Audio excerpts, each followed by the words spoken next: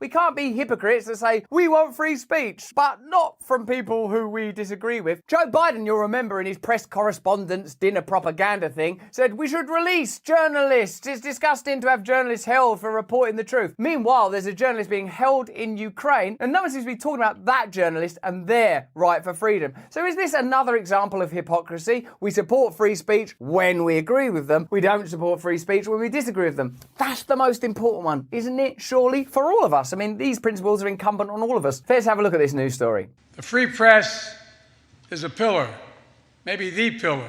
Do you think he said that because there's a pillar in his eye line? The free press is a pillar or a window with a lamp in it and some railings. The free press is a pillar, maybe the pillar of a free society, not the enemy. Thomas Jefferson wrote... No, because Thomas Jefferson wrote, "We're left to me to decide whether we should have a government without newspapers or newspapers without a government. I should not hesitate to prefer the latter." That's not a principle that they realistically espouse. They've just been busted for bothering social media sites that publish dissenting information. Believing in free speech means you believe in the free speech of people that disagree with you. That's a very difficult thing to commit to, because I think all of us would prefer to go, no, shut up, I don't want to listen to you, I don't agree with you. But it's particularly relevant when you're legislating. It's particularly relevant when you're censoring. It's particularly relevant when campaigning for the release of one journalist who happens to represent your views, but ignoring another journalist who you may disagree with. Our message is this: journalism is not a crime. Julian Assange was 52 the other day. Try telling him that journalism isn't a crime. You won't be able to, because you won't be able to get a visit. Evan and Austin should be released immediately, along with every other American held hostage or wrongfully detained abroad. Every other one. So there you go. That's the criteria. Are you a journalist? Yeah. Are you in prison abroad? Yeah, good, because we've just established a principle that, unless it's lies, is going to help you. Biden devoted the bulk of his remarks to a lengthy declaration of his opposition to the repressive measures taken against journalists in Russia, China, Iran, Syria, and Venezuela. Have those countries got anything else in common? Russia, there's proxy war. China, planned for war. Iran, planned for war in Donald's secret boxes. Syria, droning them the whole time. Venezuela, they got oil that they shouldn't have. It's not very good oil, but we want it anyway. We would have gotten all that oil, it would have been right next door. And pledges to devote US diplomatic efforts to winning the release of Wall Street Journal reporter Evan Gershkovich, recently arrested on bogus spying charges in Russia, and other American prisoners of the Putin regime. They should be released. Evan Gershkovich ought be released. Show me what to sign. Tell me what to do. Of course, I agree that it's wrong that someone that was in Russia investigating Russian corruption is currently in prison. He should be released. I support his release. What I don't support is using those stories to push an agenda while ignoring comparable cases, because you can't use them to exploit or amplify a message that's convenient to you, or to vilify or criminalise a country that you want to have wars with or want to ransack for resources. That makes you think that they don't actually care about Evan Gershkovich. Do they? Do they care about Evan Gershkovich, or are they using him? Let me know in the comments. The coincidence between the list of countries guilty for violating press freedom and the list of countries targeted by American imperialism for subversion and overthrow was obvious. Yes, because it's the same list. That's why it's so obvious. It's like when people say that Harry Potter and Star Wars is the same story. A little Jedi, stroke wizard, is helped by Hagrid, stroke Ben Kenobi. Then he finds out that Voldemort, Darth Vader, is actually his dad. It's the same thing. It's the same bloody list. So we're using this speech, of course, to illustrate the hypocrisy of saying that all journalists should be freed and only focusing on journalists that you agree with. Of course, Evan Gershkovich should be freed. But what about Gonzalo Lira? Let's have a look at why those cases are being treated differently. Meanwhile, a United States citizen has been arrested in Ukraine for allegedly expressing strong criticism against the government's war with Russia, and the Biden administration said on Monday that they will not comment on the matter. Why not? Why won't they comment on the matter? Why won't they comment on the matter? Because it's not convenient? Because it's not consistent with what they're pushing elsewhere? Gonzalo Lira, a writer and YouTuber who has been an outspoken critic of Ukrainian President Volodymyr Zelenskyy, hello, Vladimir, was arrested earlier this month. The Ukrainian government has charged Lira with violating sections 2 and 3 of Article 4362 of Ukraine's criminal code, which prohibits portraying the military conflict in Ukraine as an internal civil conflict, the outlet reports. If convicted, Lira faces up to 13 years in prison. A U.S. citizen who was residing in Ukraine has been arrested. Are you guys aware of this? How do we feel about our allies, detaining U.S. citizens for speech abroad? I will say in general that we're aware of the report.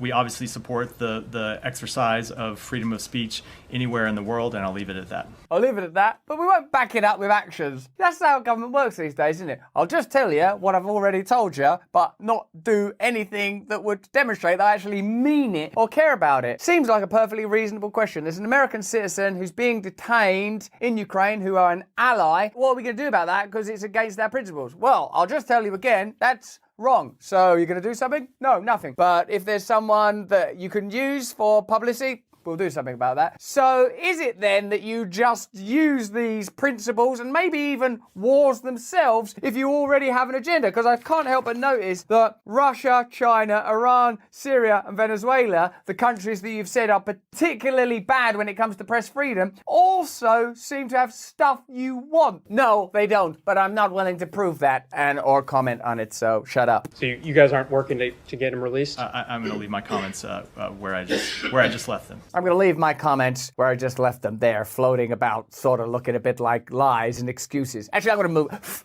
Let's get those comments out of here. In March 2022, President Volodymyr Zelenskyy invoked his emergency powers under martial law to suppress several opposition political parties and implement a unified information policy, i.e. nationalised TV news. Unified information. That is a propagandist way to describe propaganda. Should we unify information? Yeah, let's unify. You don't want information all scattered about, arguing with each other. That's centralising the control of communication, information. That's terrible. So someone who disagrees with it, like, hey, I don't agree with that, you might have to go to prison for not unifying information. In January, Zelenskyy passed the bill, meaning that it will be able to regulate all media in Ukraine. All. So you're not allowed to have media in Ukraine unless it's regulated. So is this the freedom that we're fighting for? Of course, what they'll say is, it's temporary under pressure. No one's saying that Russia's invasion of Ukraine is not criminal, but that's authoritarianism, isn't it? You can't have American taxpayer dollars being poured into Ukraine to fight against a criminal entity without there being some provisos and conditions placed upon that. Otherwise, there's no purpose to what you're fighting for. You have to look at the nuances and complexity of the situation. Russia's invasion, criminal and bad, but seemingly provoked over time. Ukraine's authoritarianism doesn't seem good. If journalists can't question what the state are doing, then what is it we're defending? We have to defend because Russia are bad. Yeah, but hold on, isn't that also bad? Shut up, we ain't got time for that. That's the obligation you have. Otherwise, there's no purpose to anything. And we all start to think, well, what are we fighting for? Think about during the pandemic. Oh, we're all locked down. Why is it? Oh, because we're helping people. But are we helping people if they tested that? Shut up, shut up. Things don't make sense anymore. Information's being controlled. Information's being centralised. Information's being censored. You can't question that or you're one of the baddies. You're not patriotic. Didn't that used to be the right wing? Shut up, it's the left wing now. The whole thing is like a sort of a giddy delirium of language, and I believe it's because it's not anchored to any principles except for the agenda of dominion, control and profit. Those are the only things where I can sort of consistently track, oh, well, that's beneficial to those interests. Oh, that's also beneficial to those interests. That's the only thing that makes sense. When I try to make sense of it using, well, we're helping Ukraine because it's wrong and it's a humanitarian crisis, immediately a load of questions come in my mind. What about the people in Yemen? What about the people in these various territories that we've exploited ourselves?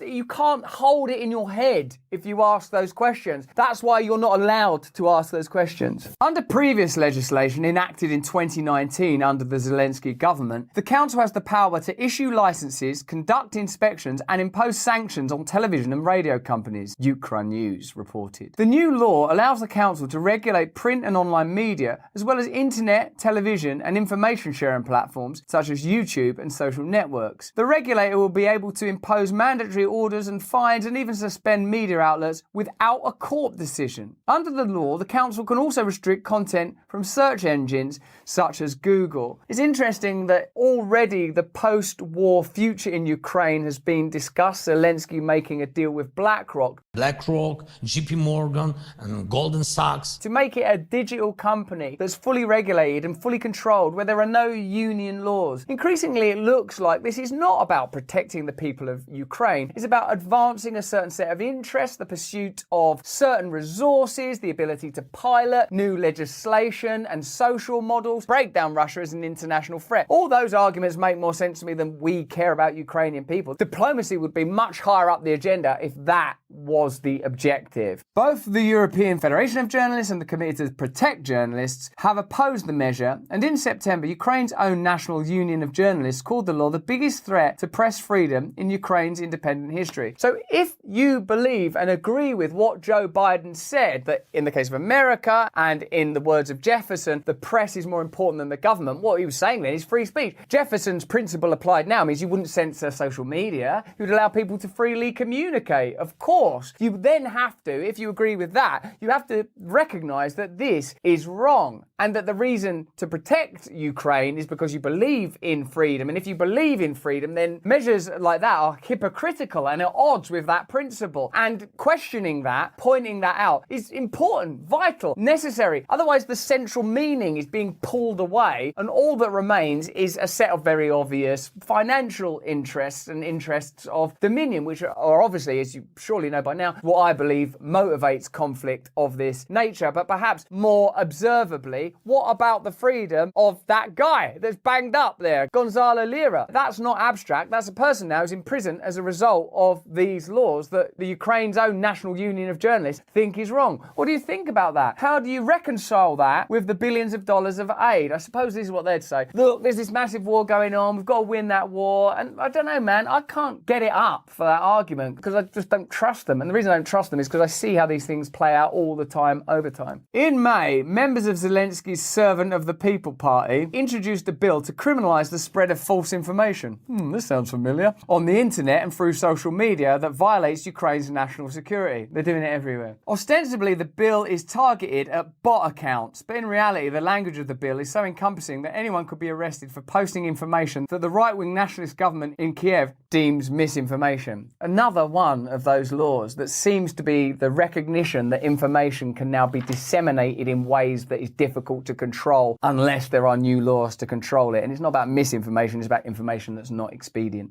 To the entire family, everyone in this hall stands with you. We're working every day to secure his release.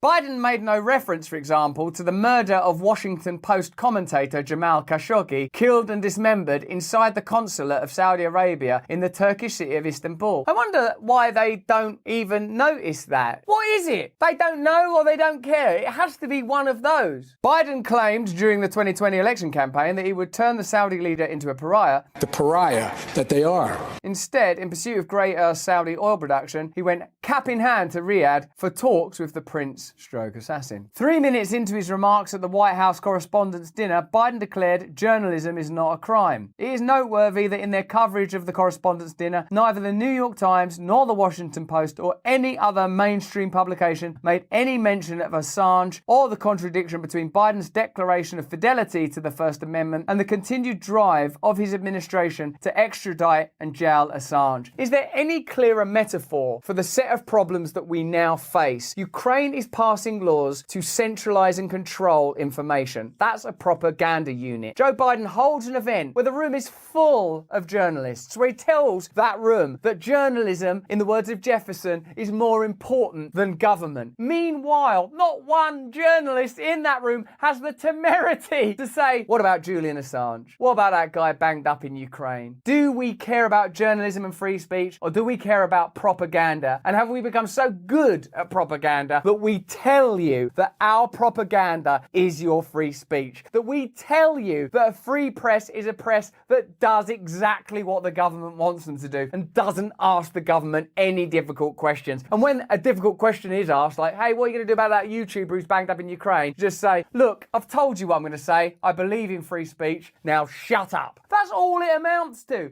That's not free speech. That's propaganda. That's not principles. That's a total lack of principles. That's why there are so many questions that remain unanswered, because they can't answer you without telling you the truth. We operate on behalf of elite establishment interests. We'll say whatever we have to say to continue to pursue that agenda without ever making it too obvious. That's why there are going to be journalists in prison in some countries that we stick up for, and journalists in some countries that we completely ignore. Journalists that get murdered and we don't do anything about it, and it's business as usual. Julian Assange still in jail because he threatened American interests. You can just look at that information and work out for yourself what the truth is. So it doesn't matter what I think, but that's just what I think. Why don't you let me know what you think in the comments below?